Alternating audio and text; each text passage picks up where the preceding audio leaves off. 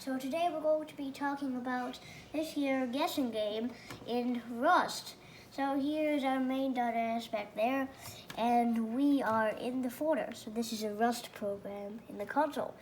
Let's go ahead and run it. So you can see it says guess the number. Range is between 170, say 50. Too big. Still too big. Keep going down and you can see it tells you if you're too big or too small. Still too big. Still too big. It was 7, and it tells you if you won, and then it exits the game. So let's go ahead and look at the code now. So at the top we're using our STD, the Rust Standard Library. Also our random number generator, and our rand, which is included in our cargo.toml file over there. You can see it says rand version 0.4.6 for our, that stands for random, for our random number generator. So, which is why we have RNG there. So, in our main function up here, we're going to say, guess the number. Range is between 1 and 70, as we saw back there at the top. And now we have a comment that says, assign a range to a secret number. And that's what that line does, between 1 and 70. And now, inside a loop, we are going to ask for the guess. We create a mutable variable that is a new string. What does it mean?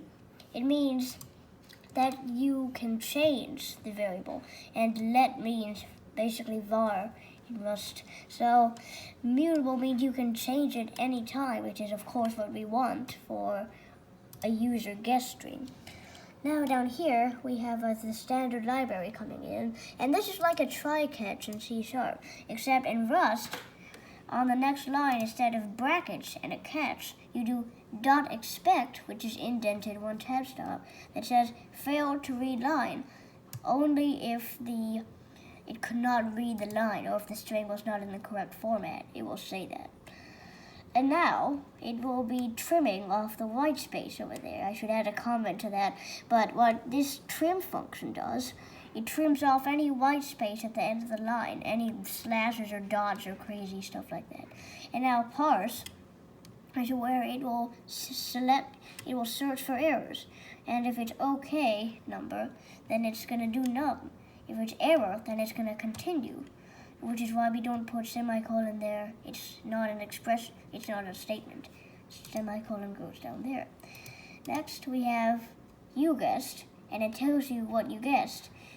And now, down here, this is the part where it says too big, too small, or you win. And that's what the comment says. Prints a message depending on whether the user's guess is too large or too small. And here we have a match statement. We have CMP, which is standing for our CMP over there.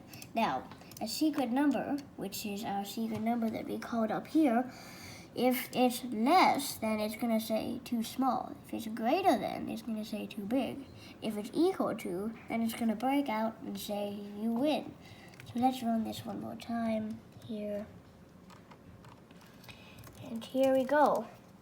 Guess the number. Too big,